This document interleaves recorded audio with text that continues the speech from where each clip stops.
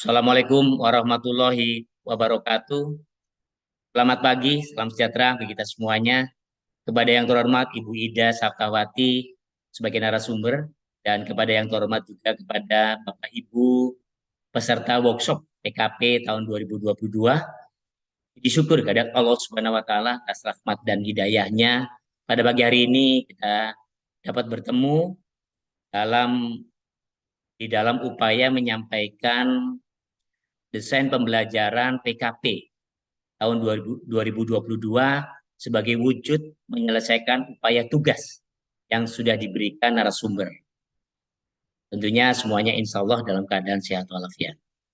Baik Bapak Ibu dan terutama Ibu Ida Saftawati yang kami banggakan, tentunya kami menyampaikan terima kasih bahwa pada proses pembelajaran kemarin kami sudah mendapatkan ilmu yang sangat luar biasa, dan tentunya keilmuan ini berbeda dari beberapa workshop yang sudah saya ikutin, karena ini adalah mengedepankan bagaimana metode blended learning ini bisa diterapkan tidak hanya untuk Latsar CPNS tetapi juga untuk peserta PKP.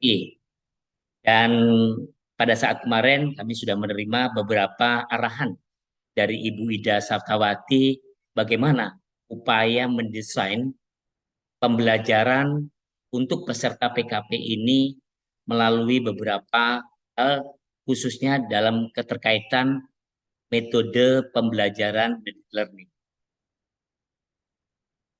Saya kemarin sudah mencoba untuk lebih mendalami lagi setelah proses pembelajaran dalam workshop PKP kemarin yang sudah disampaikan oleh Ibu Ida, mencoba untuk melengkapi dalam penyelesaian tugas, khususnya di dalam pembuatan video, yaitu keterkaitan dengan desain strategi pembelajaran PKP. Ada beberapa hal di dalam menyusun strategi pembelajaran PKP dengan metode blended learning ini, tentunya ini merupakan hal yang baru. Namun sebelumnya saya mohon izin kepada Bu Ida untuk memperkenalkan diri terlebih dahulu agar agar lebih mantap gitu bedanya. Mohon izin. Baik, saya mohon izin akan memperkenalkan terlebih dahulu. Nama saya Biasworo Adi Suyanto AK, tapi saya cukup dipanggil dengan nama Adi saja. Saya adalah Widya Iswara Alimadya, BBSDM Provinsi Jawa Timur. Tapi baru saja itu, saya sebagai Widya Iswara tepatnya pada tanggal 19 Januari tahun 2021. Sebelumnya kiprah yang sudah saya lakukan adalah di Dinas Kepemudaan dan Olahraga Provinsi Jawa Timur, Inpasing, dan alhamdulillah saya diterima sebagai Widya Iswara Alimadya. Pada pagi hari ini saya ingin mencoba untuk menyusun strategi delivery pembelajaran khususnya untuk agenda 3, pengendalian pekerjaan dalam upaya menyelesaikan tugas yang diberikan oleh Ibu Ida, khususnya tugas di dalam pembuatan video. Tentunya kita tidak lepas dari dasar-dasar kebijakan di dalam upaya mendesain strategi pembelajaran tersebut. Yang pertama adalah Undang-Undang Nomor 5 Tahun 2014 tentang aparatur sipil negara, yang kedua juga tentang PP Nomor 11 Tahun 2017 tentang manajemen PNS, yang kemudian diubah dengan PP Nomor 17 Tahun 2020. Kemudian yang ketiga adalah Permenpan RB Nomor 38 Tahun 2017 tentang standar kompetensi jabatan, dan juga Peraturan Lembaga Administrasi Negara Nomor 6 Tahun 2022 tentang perubahan Peraturan Lembaga Administrasi Negara Nomor 5 Tahun 2022 tentang penyelenggaraan pelatihan struktural kepemimpinan. Dan ada dua penguatan lainnya, yaitu keputusan Kepala Lembaga Administrasi Negara nomor 374 K1 PDP 07 tahun 2022 tentang kurikulum pelatihan struktural kepemimpinan, dan keputusan Kepala Lembaga Administrasi Negara nomor 375 K1 PDP 07 tahun 2022 tentang pedoman penyelenggaraan pelatihan struktural kepemimpinan. Di dalam kebijakan kebijakan tersebut, kompetensi yang ingin dikembangkan di dalam program PKP ini adalah untuk mewujudkan sosok kepemimpinan melayani yang diindikasi dengan kemampuan dua hal. Yang pertama adalah membangun karakter dan sikap perilaku kepemimpinan Pancasila yang berintegritas, menjunjung tinggi etika birokrasi, dan bertanggung jawab dalam pengendalian pelayanan publik di unit organisasi sebagai bentuk perilaku kepemimpinan Pancasila dan bela negara. Dan yang kedua adalah mengaktualisasikan kepemimpinan pelayanan dan pengendalian pekerjaan sesuai dengan bidang tugasnya dengan melakukan inovasi, kolaborasi, dan mengoptimalkan seluruh potensi sumber daya, baik itu internal maupun eksternal, dalam rangka implementasi peningkatan kinerja pelayanan publik yang dilakukan oleh pejabat pelaksana. Namun tidak cukup hanya dari hal tersebut, Bapak Ibu, untuk mendesain pembelajaran strategi atau strategi pembelajaran PKP, kami juga menyimpulkan beberapa hal, khususnya dengan adanya peraturan Lembaga Administrasi Negara nomor 5 tahun 2022 tentang penyelenggaraan pelatihan struktural kepemimpinan, khususnya dalam pelaksanaan blended learning untuk pelatihan kepemimpinan pengawas pada pasal 11 dan 12 yang di dalamnya dialokasikan bahwa proses pembelajaran blended learning untuk peserta PKP ini adalah berjumlah 905 CP yang dialokasikan selama 104 hari. Selain itu juga bahwa Lembaga Administrasi Negara sudah mendesain secara baik bahwa di dalam proses pembelajaran dengan metode blended learning ini ada beberapa tahapan-tahapan yang harus dilalui oleh peserta PKP. Dari tahapan demi tahapan inilah yang mendasari strategi penyusunan strategi pembelajaran untuk PKP.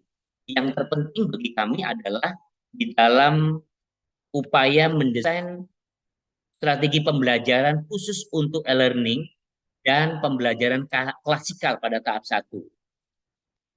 Namun juga untuk mempertajam hal tersebut, di dalam upaya menyusun strategi pembelajarannya, kami mencoba untuk lebih mendalami di dalam tahapan e-learning ini adalah pendalaman agenda khususnya, kemudian juga kita menyampaikan penugasan individu dan penugasan kelompok. Nah, ini yang kami desain secara baik dan tentunya juga bagaimana kita melakukan strategi pembelajaran khusus untuk di klasikal. Baik, selanjutnya kita akan memasuki pada desain proses pembelajaran untuk agenda 3 pada PKP. Di dalamnya ada 7 modul. 7 modul ini sebagai materi pokok yang wajib dipelajari oleh peserta PKP. Yang pertama adalah modul komunikasi dalam pelayanan publik, kemudian ada modul manajemen mutu, dan selanjutnya yang ketiga adalah modul manajemen pengawasan, pengendalian pelaksanaan kegiatan, modul pelayanan publik digital, perencanaan kegiatan pelayanan publik, penyusunan RKA pelayanan publik. Dari ketujuh model ini kami kemas sedemikian rupa untuk mendasari proses penyusunan strategi pembelajaran untuk PKP.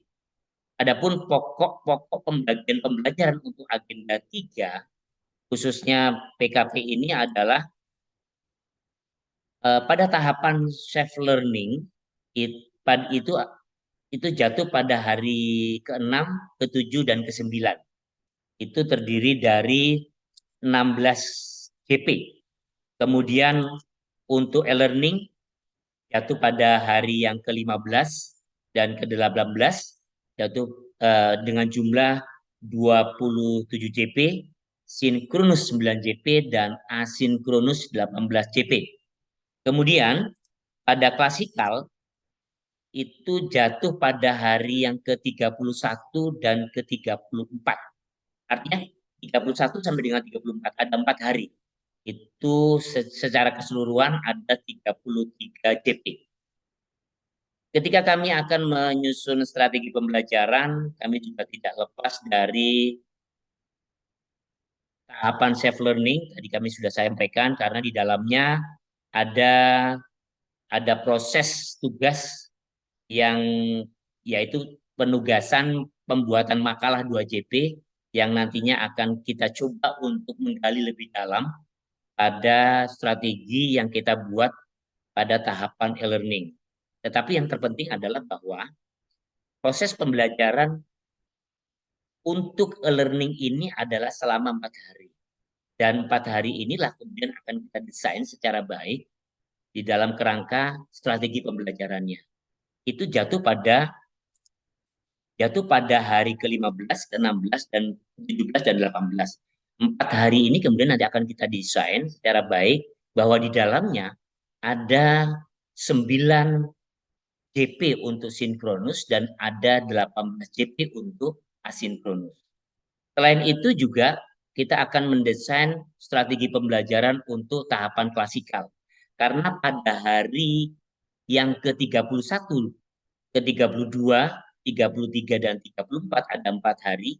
Ini juga untuk agenda 3 perlu kita desain secara bersama dan ini tentunya desain strategi pembelajaran ini menjadi bagian yang tidak terpisah.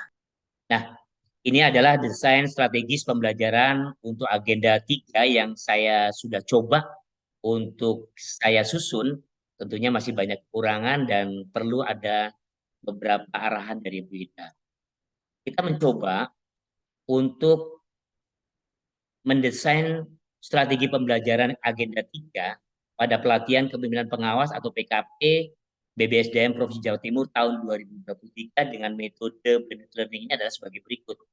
Bagaimana tadi pedoman beberapa tahapan-tahapan yang sudah kami sampaikan di depan, bahwa untuk e-learning atau distance learning ini terdiri dari 4 hari.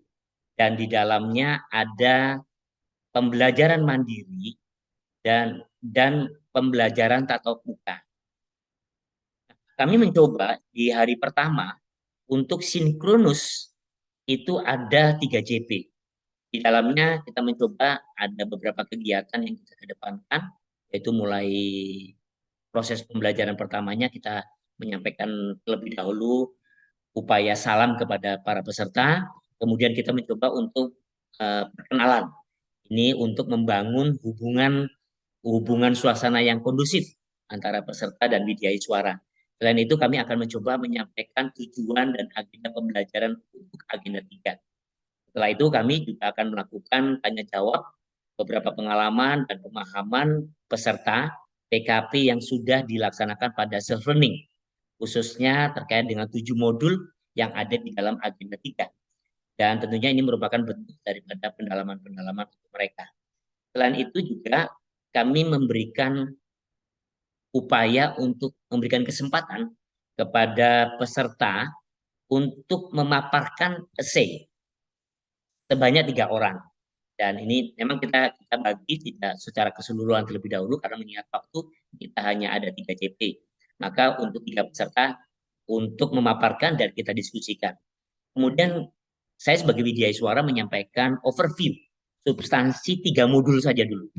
3 modul yaitu pelayanan publik digital, manajemen pengawasan, dan komunikasi dalam pelayanan publik.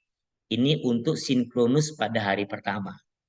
Dan asinkronusnya pada hari pertama ada 4 JP, kita akan memberikan tugas kepada peserta, itu baik itu tugas individu maupun tugas kelompok. Untuk tugas individu yang pertama kami menyampaikan kami mencoba untuk mendesain, itu adalah memberikan kepada peserta tugas identifikasi dan deskripsikan potensi isu terkait dengan modul yang ada di dalam agenda 3, baik secara internal instansi maupun eksternal di dalam satuan kerja, sehingga yang menghambat kinerja pelayanan di tempat kerja dan upaya untuk memberikan rekomendasi perbaikannya untuk instansi tersebut. Kemudian kami juga memberikan tugas di dalam desain strategi pembelajaran ini adalah membuat learning journal. Learning journal ini adalah bentuk merefleksikan pemahaman mereka apa yang sudah disampaikan di Jaya Suara pada hari pertama. Ini pada hari pertama ini untuk learning journal kami berikan tugas melalui sebuah video. Untuk tugas kelompok kami berikan kepada para peserta itu sudah kami desain, mencoba kita desain, itu adalah memberikan tugas kepada mereka untuk membedah kasus kekinian yang menjadi pilihan peserta yang ada keterkaitan dengan agenda 3. Baik untuk tugas individu maupun tugas kelompok ini tentunya tidak lepas dari modul yang ketiga, yaitu pelayanan publik digital, manajemen pengawasan, dan komunikasi dalam pelayanan publik. Jadi kami membatasi dari 3 modul yang ada yang untuk strategi pembelajaran pada hari ke-15 atau hari yang pertama pada agenda 3.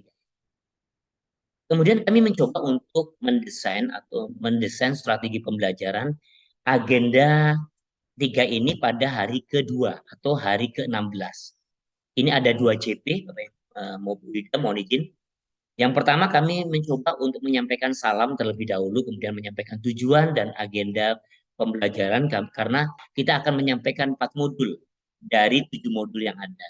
Karena pada hari pertama kita sudah mencoba untuk menyampaikan 3 modul dan pada hari yang kedua ini kita mencoba menyampaikan 4 modul. Kemudian kami juga akan menjelaskan sedikit tentang penjelasan untuk tugas-tugas yang harus diselesaikan pada asinkronus, baik itu tugas individu maupun tugas kelompok. Nah, kami coba untuk menyusun strategi untuk pembelajaran asinkronus di hari kedua, yaitu ada 6 JP. Ada tugas individu dan ada tugas kelompok. Kami mencoba untuk mendesain untuk tugas individu. Yang pertama adalah menganalisa hambatan-hambatan yang membuat perencanaan dalam pelaksanaan pelayanan publik di satuan kerjanya tidak berjalan dengan baik. Nah, kami juga akan menyampaikan kepada peserta untuk membuat rekomendasi penyelesaiannya itu bagaimana. Yang ada kaitannya dengan mata pelatihan agenda 3, khususnya yang sudah kita jabarkan pada 4 modul. Kemudian tugas kelompok juga kami sampaikan kepada mereka nantinya, kami desain strateginya adalah merancang proposal kegiatan pelayanan publik inovatif berupa digitalisasi yang dibutuhkan masyarakat saat ini dengan mengoptimalkan seluruh perspektif pada agenda 3. Ini yang kita coba untuk desain pada strategi pembelajaran di hari kedua. Kita juga akan mencoba untuk bagaimana dengan hari ke-17 atau hari yang ketiga di agenda 3 ini. Kita lebih fokus kepada pemberian tugas asinkronus saja. Jadi kita tidak ada sinkronusnya. Itu tugasnya kita berikan adalah tugas individu dan tugas kelompok. Untuk tugas individunya kami mencoba untuk memberikan kepada mereka mengidentifikasi dan mendeskripsikan serta menganalisa hambatan-hambatan yang mungkin mereka temukan dalam upaya pengendalian pelaksanaan kegiatan pelayanan publik di satuan kerja yang tidak berjalan dengan baik tentunya. Dan tentunya kita juga berharap mereka bisa memberikan rekomendasi terbaiknya. Selain itu kita tidak pernah lepas memberikan tugas membuat learning journal. Tetapi untuk hari kedua dan hari ketiga untuk asinkronusnya yang kita berikan tugasnya adalah berupa MP3 atau rekam suara, tidak berupa video. Khusus di hari yang pertama saja kita melaksanakan berupa video. Kemudian untuk tugas kelompok adalah kita berikan kepada mereka desainnya adalah membuat video role play pengendalian pelaksanaan kegiatan pelayanan publik. Tentunya yang menjadi pilihan dari kelompok mereka minimal satu instansi yang sebagai alternatif pilihannya. Kemudian kita mencoba untuk strategi pembelajaran pada hari keempat, yaitu hari ke-18 itu ada 4 JP. Dan 4 JP ini terkhususkan hanya pada sinkronus. Dan asinkronusnya tidak karena ada pembelajaran lainnya untuk agenda berikutnya. Nah, untuk sinkronus, untuk strategi pada sinkronus di hari keempat ini, yang kita coba tawarkan adalah yang pertama menyampaikan salam, kemudian yang kedua adalah pemaparan esai untuk 4 peserta, Kemudian kita melakukan sebuah evaluasi pendalaman pembelajaran pada saat pertemuan sinkronus di hari pertama dan kedua. Yang keempat juga kami akan mencoba untuk pembahasan dan pemaparan bagi para peserta. Yang pertama adalah untuk membedah, khususnya untuk pemaparan pada tugas kelompok di hari kedua dan di hari pertama, kedua dan ketiga, yaitu membedah kasus kekinian yang menjadi pilihan peserta yang ada keterkaitan dengan agenda 3. Yang kedua adalah merancang proposal kegiatan pelayanan publik yang mereka paparkan dan didiskusikan. Kemudian saya juga akan menyampaikan penguatan atau pendalaman materi serta pemberian umpan balik sesuai dengan kebutuhan dan hasil penugasannya. Dan terakhir adalah penjelasan tugas untuk pembelajaran klasikal. Ini baik itu secara individu maupun tugas kelompok. Kemudian kita juga mencoba untuk mendesain strategi pembelajaran untuk klasikal. Di dalam klasikal ini pada hari ke-31 sampai dengan hari ke-34 ada 4 hari. Mohon maaf ini belum saya robah ini. Hari yang ke-31, hari yang ke-32, ke-33 dan ke-34. Ini di dalamnya ada yang hari ke-31 itu ada 3 JP, kemudian hari yang kedua di hari ke-32 itu ada 12 JP, hari yang ke-33 ada 9 JP dan hari yang ke-34 ada 9 JP. Adapun desain yang kami buat untuk hari yang pertama untuk klasikal agenda 3 ini adalah menyampaikan salam, memperkenalkan tim, mengampu, membangun hubungan dengan peserta agar supaya suasananya menjadi kondusif. Kemudian menjelaskan tujuan dan alur proses pembelajaran. Yang keempat adalah menyimak proses berbagi pengalaman agenda 3 selama tahapan pembangunan komitmen. Bagaimana mereka mungkin bisa berbagi pengalaman. Yang keenam adalah menjelaskan tugas kelompok untuk membuat praktik role play aktualisasi agenda 3. Ini akan seru banget. Yang ketujuh adalah mengawasi pengerjaan mereka selama membuat diskusi skenario-nya. Dan di hari yang kedua, di hari yang ke-32, yaitu ada 12 JP, kami menyampaikan strateginya adalah yang pertama menyampaikan salam, memberikan penguatan, dan memadukan dan menyimak paparan tugas kelompok yang skenario-nya sudah dibuat pada hari pertama, maka praktiknya itu kami awasi dan kami coba untuk memberikan apresiasi kepada mereka dengan upaya mereka memaparkan. Setelah itu kita memberikan apresiasi itu di hari kedua atau di hari ke-32 ada 12 JP. Kemudian di hari yang ketiga atau di hari yang ke-33 itu ada 9 JP. Yang pertama kami menyampaikan salam tentunya ya, memberikan penguatan, kemudian kami juga menjelaskan tugas yang harus mereka selesaikan pada jam pelajaran berikutnya adalah membuat simulasi pengajuan proposal kegiatan. Ini kita coba mengantarkan kepada mereka dan kita mengawasi pada proses pembuatan tersebut, khususnya pada kelompok tersebut. Dan tugas-tugasnya itu kami nanti akan paparkan pada hari yang keempat, yaitu pada hari yang ke-34 ada 9 JP. Yang pertama memberikan salam, kemudian memandu dan menyimak paparan yang sudah mereka buat pada hari yang ketiga, pada agenda 3 ini. Kemudian memberikan apresiasi dan umpan balik. Kemudian juga kami memberikan review dan pembulatan materi 3 dan kami memberikan apresiasi tentunya kepada mereka yang sudah secara antusias mereka sudah melakukan tugas-tugas dengan baik. Kemudian tentunya kami menutup pembelajaran dengan memberikan motivasi, ucapan terima kasih dan tidak lupa dengan permohonan maaf dan salamnya kepada. Ini yang kami coba untuk kami hantarkan sebagai strategi pembelajaran untuk PKP. Bu Ida, mohon izin bila ada kekurangan kami mohon maaf. Terima kasih, kurang lebihnya mohon maaf. Assalamualaikum warahmatullahi wabarakatuh.